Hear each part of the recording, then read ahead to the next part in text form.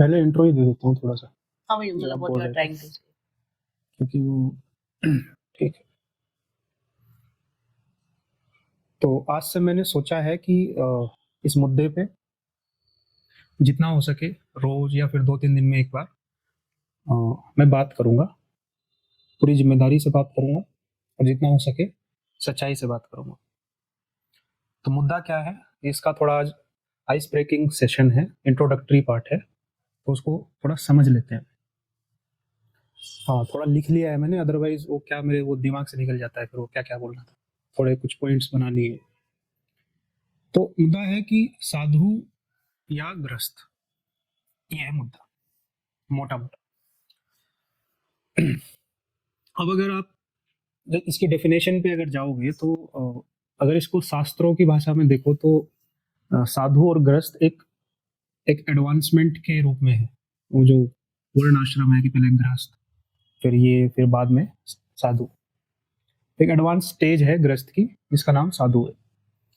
अगर आप एक व्यवस्था के चश्मे से इसको देखोगे, सिस्टम के चश्मे से देखोगे, तो जैसे पिलर्स होते हैं एक बिल्डिंग के, तो वो पिलर्स के रूप में आपको दिखेंगे, इंटरडिपेंडेंसी दिखेगी, कि वो उसको रोटी खिलाएगा, वो उसको ज्ञान देगा, तो ये एक दूसरे के कॉम्प्लीमेंट करते हैं एक दूसरे को। और अगर आप इसको बहुत ब्रॉडर सेंस में देखोगे, रियलिटी की सेंस में देखोगे, तो कोई आपको बहुत ज्यादा फर्क समझ नहीं आएगा। आप दोनों एक ही तो हैं, इंसान ही तो हैं, तो उसमें कोई बहुत ज्यादा फर्क नहीं है। बट बट जिस चीज पे हम बात करने वाले हैं वो है जब आप उसको एक प्रैक्टिकल चश्मे से देख रहे हो, आज के फॉर्म में जब आप उसको देख रहे हो, यथार्थ के चश्मे से जब देख रहे हो, तो तब वो कैसे दिख रहे हैं। तो ओके, तो जैसे साधु है, साधु का मतलब क्या है? साधु का मतलब है कि जो सरल, सीधा और स्पष्ट जीने वाला व्यक्ति, वो साधु है। गृहस्थ का मतलब क्या है कि जो अपने आप को जिम्मेदार और प्रैक्टिकल कह रहा है, वो मोटा मोटी वो गृहस्थ है। और जो शादी में और उसमें रिश्तों में बंधा हुआ है, मोटा मोटी उसको गृहस्थ कह रहे हैं।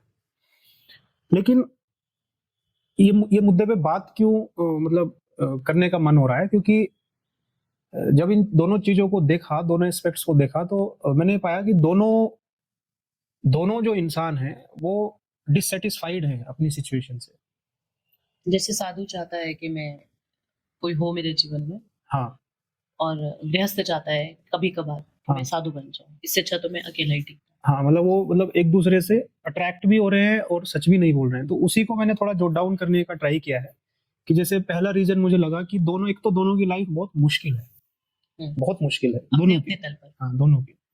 जैसे गृहस्थ होता है तो वो अब जैसे उसको रोज उठ के अपने काम पे जाना है, अपने बच्चों के लिए मतलब पैसे कमाने हैं, उनको इमोशनली, फिजिकली अपब्रिंग करना है, अपने सारे रिलेशंस को संभालना है, रिचुअल्स, फेस्टिवल्स, बहुत सारी चीजें हैं उसकी लाइफ में, इतना सारा इंतजाम करना है। वो बहुत बहुत बिजी और बहुत कठिन लाइफ है ये। और अगर आप सिमिलरली साधु की लाइफ भी देखो तो वो आपको इतनी ग्रोस रूप में नहीं दिखेगी जितना गृहस्थ की, बट अपने बेसिक लालच को, अपने बेसिक डिजायर को, अपने बेसिक जो मोह है, उसको ऑनेस्टी से देख के और उसको कम करना, कंफर्ट्स को। अपने कंफर्ट्स को, ये मजाक बात नहीं है, ये बहुत हार्ड बात है, ये बहुत कठिन चीज है। ये आपको हो सकता है वैसे मतलब नहीं दिखे, आंखों से नहीं दिखे, बट थोड़े आंखों के बियॉन्ड जाके देखोगे तो बहुत कठिन काम है। वीडियो थोड़ा लंबा है ये आज का, बट थोड़ा इंट्रोडक्टरी है, इसलिए थोड़ा डिटेल्ड में बात कर रहे हैं। तो एक कारण तो ये हुआ कि दोनों की लाइफ एक्चुअली में बहुत मुश्किल है। तो जब फंडामेंटल मुश्किल ही है तो ऑब्वियसली वहां पे डिस्कम्फर्ट और डिससेटिस्फाइड होना तो बनता है, फ्रस्ट्रेशन होती है, इरिटेशन होती है। दूसरा कारण जो मुझे लगा इस चीज का कि दोनों लोगों के जो आइडल्स हैं, जिसको वो देखता है कि ये सबसे ऊपर वाले इंसान है, जिसकी मतलब हम लोग एक तरीके से पूजा करते हैं, वो कौन लोग हैं? वो है जैसे शिव पार्वती, जैसे मतलब राम सीता, राधा कृष्ण, राधा कृष्ण, विष्णु लक्ष्मी। लक्ष्मी। तो हमारे जो सबसे बेस्ट जो एग्जाम्पल्स हैं लाइफ को डिफाइन करने के लिए, हमने वो इस रूप में किए हुए हैं कहीं ना कहीं। जिसकी पूजा वो साधु भी कर रहा है और जिसकी पूजा वो गृहस्थ भी कर रहा है। बट इसमें इसमें कहीं ना कहीं चक्कर ये हो रहा है कि जो साधु है वो भी उसके आधे एस्पेक्ट को पकड़ रहा है और जो गृहस्थ है वो भी उसके आधे एस्पेक्ट को पकड़ रहा है, अपने अपने अपने अपने हिसाब से उसको डिफाइन कर रहा है, उसको कॉम्प्रिहेंसिव कॉम्बो पैकेज की तरह कोई ना इधर वाला देख पा रहा है ना उधर वाला देख पा रहा है। इधर वाला कहता है कि भाई हमारे बस की नहीं है, हम तो ये तो भगवान है, हम तो इनके जैसे नहीं जी सकते, और इधर वाला जो है वो अकेला ही रहता है। तो कहीं ना कहीं वो अपने जो उनके आराध्य हैं, जो भगवान जिसको कह रहे हैं वो, या जो जो बेहतर एग्जांपल्स हैं, let's say in that context, वो उनको फॉलो नहीं कर पा रहे हैं। पूरी तरह से। मतलब वो उनसे कुछ सीख नहीं पा रहे हैं, वो बस उनकी पूजा कर रहे हैं, उनके जैसा जीवन जीने की कोशिश नहीं कर रहे हैं। अच्छा, वो अकेला क्यों रहता है साधु? जैसे ऐसा जो मैंने अब तक ऑब्जर्व किया है, मुझे ऐसा कोई साधु नहीं मिला जो शादी ना करना चाहता हो। मुझे सारे साधु ऐसे मिले जो अंदर से डीप डाउन वो किसी न किसी के साथ रहना चाहते हैं। बट कारण क्या है कि अब क्योंकि वो थोड़े रिफ्लेक्ट करते हैं, अपने जीवन को थोड़ा सरलता की तरफ लेके जा रहे हैं, तो वो बात करते हैं त्याग की, वो बात करते हैं भाई मोह कम करने की, वो बात करते हैं सादा जीवन जीने की। अब उसके लिए उन्हें कोई लड़की नहीं मिलती, मतलब उसके लिए उनको इस टाइप का बंदा ही नहीं मिल रहा, पार्टनर नहीं मिल रहा है कि जो मतलब उनको इस तरीके से जो उनकी सोच है उसमें वो साथ दे सके उसमें। ऑब्वियसली मैं यहाँ 100% की बात नहीं कर रहा हूँ, एक्सेप्शंस हैं, थे और रहेंगे। मैं थोड़ा इसको मोटा मोटी जो जनरल मेजोरिटी जो चीजें हैं उनके बारे में बात कर रहा हूँ। अब साधु तो इसलिए अकेला हो गया, जो ग्रस्त है वो बात कर रहा है कि लालच की, वो बात कर रहा है सिक्योरिटी की, कंफर्ट्स की, फ्यूचर को मतलब सिक्योर करने की। तो अब वो अपने जैसे ढूंढ ढांड के और उन्हीं के साथ अपना जीवन आगे का चालू कर देते हैं, फिर उन्हीं से ही वो आगे का एक्सटेंशन कर लेते हैं। तो अब वो भी अकेला हो गया और ये भी अपने अपने झुंड में बट गए। तो इससे क्या हो रहा है कि इससे जो उनके बीच का जो डिस्टेंस है वो बहुत ज्यादा बढ़ गया है, बहुत ज्यादा बढ़ गया है। जबकि अगर आप शिव पार्वती को देखोगे, राम सीता को देखोगे, तो वो तो डिस्टेंस कम करने की बात कर रहे हैं, वो तो हर चीज को एक कॉम्बो के रूप में लाने की बात कर रहे हैं। लेकिन ये जो यथा स्थिति है, इससे वो चीजें और वाइडर वाइडर वाइडर वाइडर होती जा रही है। वो उसके जैसा नहीं बन रहा है, वो उसके जैसा नहीं बन रहा है। लेकिन इसमें इंपॉर्टेंट जो ऑब्जर्वेशन मैंने की वो ये है कि हर साधु ग्रस्त होना चाहता है डीप डाउन, और हर ग्रस्त साधु होना चाहता है डीप डाउन। उसको लगता है ऐसा कि भाई मैं इसको छोड़ के क्या ये सब ड्रामा, ये सब क्या, सब नौटंकी, उसको लगता है ऐसी चीज। लेकिन दिक्कत क्या है कि अगर वो आपस में सच बोलना चालू कर दिए तो फिर दोनों को बदलना पड़ेगा, फिर ज्यादा मेहनत करनी पड़ेगी, तो इस ईमानदारी से बात ज्यादा ईमानदारी से अपनी बात रखनी पड़ेगी। तो अपने अपने जो फायदे ले रहे हैं अपने अपने पोजीशन पे, वो फायदे मिलने हो सकता है दोनों को कम हो जाए। तो इसलिए थोड़ा सा वो लोग जो उनके डीप डाउन थॉट्स हैं उनको ज्यादा डिस्कस नहीं करते। अच्छा, फिर थोड़ा और मैं जब गहराई से इसके बारे में सोचा तो मुझे समझ आया कि जो गृहस्थ जो पूरी व्यवस्था है वही सबका सोर्स है, सबका माँ बाप वही, क्योंकि अल्टीमेटली बच्चे तो सेक्स करने से ही पैदा हो रहे हैं ना। तो जो साधु है वो भी वैसे ही पैदा हुआ, तो साधु भी वो गृहस्थ से ही निकला है। तो साधुओं से गृहस्थ कम निकले हैं, ग्रस्तों से साधु ही, सारे साधु तो गृहस्थी तो थे पहले, तो वहां से वो फिर कुछ हुआ लाइफ में इवेंट, तो वहां से वो चले गए। तो कभी भी जब हमें गलती ढूंढनी होती है तो आउटपुट में गलती ढूंढने की बजाय हमको इनपुट में ढूंढनी चाहिए। तो इनपुट में अगर कहीं गड़बड़ है तो ही तो आउटपुट ऐसा निकल रहा है। अगर कोई ढंग का ग्रस्त होगा तो उसमें से ढंग के साधु निकलेंगे, क्योंकि एक अच्छा ग्रस्त, एक सॉलिड ग्रस्त इंसान ही एक अच्छा साधु बन सकता है, और एक अच्छा साधु ही अच्छा ग्रस्त बन सकता है। इसलिए तो ये सब एग्जाम्पल्स हैं, शिव पार्वती और राम सीता, जो मैं बार बार रिपीट कर रहा हूँ, क्योंकि ये अच्छे साधु भी हैं और अच्छे ग्रस्त भी हैं। तो इस वजह से ये तो हुई पूरी प्रॉब्लम स्टेटमेंट। इसलिए जो सोल्यूशन है वो सोल्यूशन साधु पे लाई नहीं करता है, वो सोल्यूशन लाई करता है ग्रस्त पे। तो ग्रस्त का जो एक कॉमन पैटर्न है वो ये है कि वो हर सिचुएशन को, हर प्रॉब्लम को ये कह के कि भाई कलयुग है, तो जितने भी उनके झूठ है, लालच है, बेईमानी है, धोखा है, वो हर चीज को जस्टिफाई कर देते हैं कि भाई कलयुग है, जबकि कोई कलयुग वगैरह नहीं है, ये सब बकवास है, ये बस कंप्लेंट करते हैं दूसरों पे, हाँ ब्लेम करते हैं, ब्लेम करते हैं कलयुग के नाम पे, हाँ। स्थितियों के नाम पे, हाँ चीजों के नाम पे, हाँ ट्रॉमास के नाम पे। यस, जबकि अपनी अपनी जो कमजोरी है सिर्फ उसका जस्टिफिकेशन है और कुछ भी नहीं, कोई कलयुग नहीं है ये कुछ भी नहीं है, बस हम बेईमान लोग हैं और कुछ भी नहीं है।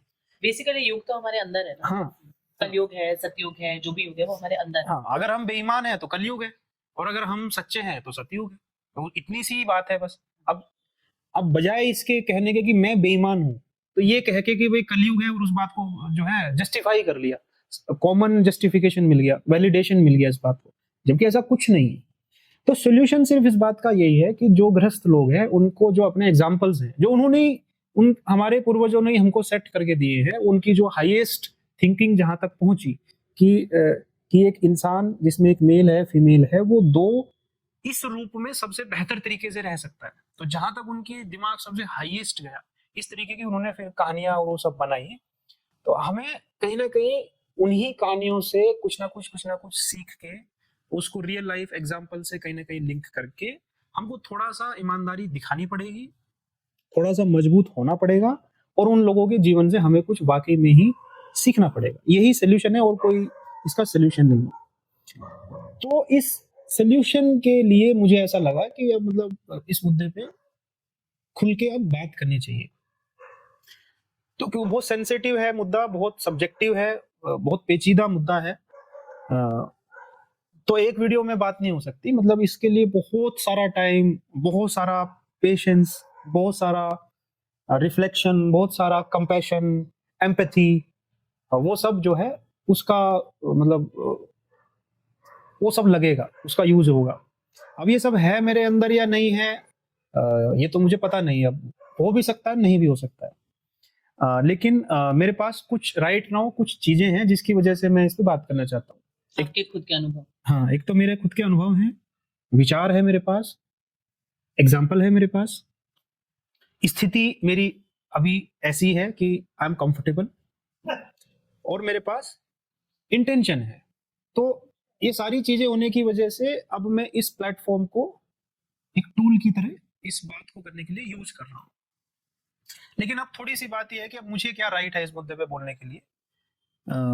तो देखो, राइट तो नहीं होता किसी को भी, लेकिन अगर मैं किसी विचार को खुद अपनी लाइफ में जी रहा हूं, तो मैं ये नहीं कह रहा हूं कि मैं कंप्लीटली उस विचार को समझ गया हूं, लेकिन जितना भी समझा हूं मुझे बड़ी मतलब उस चीज से राहत मिली है लाइफ में। तो अब मुझे अगर अच्छा लगेगा तो मैं उसके लिए शेयर कर रहा हूँ, कि अपनी अपनी जो लाइफ है मैं उसको बस शेयर कर रहा हूँ। तो थोड़ा सा बस मैं अपना आपको इंट्रोड्यूस कर देता हूँ कि जरूरी नहीं है बट चलो कर देता हूँ, जिससे थोड़ा सा ये लगे कि भाई मुझे भी थोड़ा दोनों साइड का हल्का हल्का सा कुछ एक्सपीरियंस है। तो सबसे पहली बात तो यह है कि मैं बिल्कुल बिल्कुल ही आप लोगों के जैसा ही हूँ, कुछ भी डिफरेंस नहीं है। बहुत ही गरीब परिवार में मैं मतलब पैदा हुआ हूँ, और वही जो नॉर्मल कॉन्सेप्ट चलते हैं कि बड़ा होके ये हमारा जिम्मेदारी संभालेगा, हमको फाइनेंशियली अपग्रेड करेगा, वही सब उसी सब चीजों के चलते मैं बड़ा हुआ, नौकरी लगी। 33 साल का हूँ अभी मैं, पिछले 12 साल से मैं एक गवर्नमेंट जॉब में हूँ। तो इन सारे सालों में मैंने जो भी मेरे जो पारिवारिक जो ड्यूटीज थी मेरी, वो मैंने लगभग सारी पूरी कर दी है, जो भी मेरे से एक्सपेक्टेशन की गई। और ये सारी ड्यूटीज मैंने लोन चुका के, बिना रिश्वत लिए और बिना बेईमानी के किए। तो ये मुझे पता है, तो इसके लिए मैं एग्जैजरेट नहीं कर रहा हूँ। तो आज मेरा कोई अपना कोई मतलब उस तरीके से कोई एसेट मैंने क्रिएट नहीं किया, बट मैंने खुद को क्रिएट कर लिया। शादीशुदा हूँ, और इन्होंने मुझसे शादी मेरी नौकरी के लिए नहीं की है, मेरे से शादी की है। सबसे बड़ी बात ये है, बहुत बढ़िया और बहुत लवली मेरे इनके साथ रिलेशंस हैं अपनी पत्नी से। ये तो हुआ एक एस्पेक्ट। दूसरा एस्पेक्ट ये है कि थोड़ा थोड़ा इसके साथ पैरेलली मैंने खुद पे काम करने का ट्राई भी किया। जैसे फॉर एग्जांपल पिछले 6-7 सालों में मैंने लगभग 23,000 किलोमीटर का साइकिल जर्नी किया है अकेले, बिना कोई चोला ओढ़े, बिना कोई बोर्ड टांगे, ऐसे ही अकेला ही। बिना साधु के वस्त्र पहने, हाँ जिसका फायदा भी मिलता है आपको वस्त्रों का बहुत बहुत। हाँ। तो इन यात्राओं में मोटा मोटी जैसे 12 ज्योतिर्लिंग हो गए, 4 धाम, नर्मदा परिक्रमा, ये सब मैंने साइकिल से किया है। और मैं इन सारी जर्नीज को अपनी जॉब के साथ ही पैरेलली करता हूँ। तो कुछ जो फिलोसफर्स हैं उनको भी पढ़ा, उनकी बातें भी समझने की कोशिश करी, खुद को भी समझने की कोशिश करी, खुद की जो गलतियां हैं, खुद की जो मिस्टेक्स है उनको समझने की कोशिश करी। इसके अतिरिक्त यहाँ से जम्मू तक पैदल यात्रा भी हाँ, करी। पैदल भी गया था एक बार में, कुछ 1000 किलोमीटर पैदल भी पैदल गया भी हूँ। चला। तो अब उसकी वजह से खुद को गलत कहने की मेरे अंदर ताकत भी है आज, और भिड़ने की आदत भी है, तो दोनों चीजें हैं। तो इस वजह से मैं मतलब उस पर्सपेक्टिव से, मतलब इसलिए मैंने थोड़ी सी ये बात बताई कि भाई मैं इस मुद्दे पे बात करने का राइट मुझे क्यों है। मतलब आपने दोनों तरफ को अनुभव किया है, हाँ, दोनों पक्षों को। इसी वजह से मैं, मतलब अदरवाइज अगर एक पक्ष का ही होता फिर मैं दूसरे पक्ष पे बात नहीं कर पाता, आप फिर गाली दे रहे होते दूसरे को। फिर मैं दूसरे को गाली दे रहा होता, या तो एडमायर कर रहा हाँ, होता, या तो अट्रैक्ट हो रहा होता उनसे। तो अभी मुझे वो दोनों से अट्रैक्शन नहीं है, उधर वाले से भी बहुत ज्यादा अट्रैक्शन नहीं और है, इधर इधर वाले से भी बहुत ज्यादा अट्रैक्शन नहीं है। अभी मैं एक थोड़ा सा बीच में बैठ के चीजों को देख पा रहा हूँ। तो इस वजह से मुझे, मतलब अंदर से ये अ, कई दिनों से मैं, मतलब सोच रहा था, क्योंकि मेरे पास और तो कोई काम अब बचा नहीं है, मतलब खाली हूं मैं, बेसिकली बात सीधी सीधी ये है। तो अब खाली है तो खाली है, फिर मैं आलस में पड़ा रहता हूँ। तो पड़ा रहने की बजाय कि मुझे कुछ काम करना चाहिए। जो मैं अपनी जॉब कर रहा हूँ वो एक अलग चीज है, बट जॉब के अलावा भी मुझे कुछ कुछ करना चाहिए। उसके लिए मैं सोच रहा था काफी दिन से कि मैं क्या करूं। तो मुझे ये, क्योंकि मेरी यथा स्थिति है, इसमें मुझे कुछ झूठ बोलने की जरूरत नहीं है, एग्जैजरेट करने की जरूरत नहीं है, सोचने की जरूरत नहीं है कुछ, क्योंकि लाइव है, सब कुछ रियल लाइफ है, इसमें कुछ छुपाना और वो बढ़ा चढ़ा के बताने का कोई मतलब नहीं है। तो इसलिए सोचा कि ठीक है, इसी को ही मैं थोड़ा सा मतलब शेयर करता हूँ, क्योंकि मैं देख पा रहा हूँ कि दोनों तरफ की जो खाई है वो काफी ज्यादा उसमें मतलब वाइड होता जा रहा है जो गैप। तो मुझे नीड लगा इस चीज का, तो इसलिए मैंने ये अ, फैसला किया है। बिल्कुल खुला प्लेटफॉर्म है।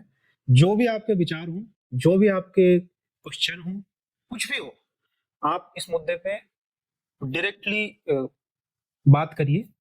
मैं ट्राई करूंगा रोज 8 से 9 बजे तक।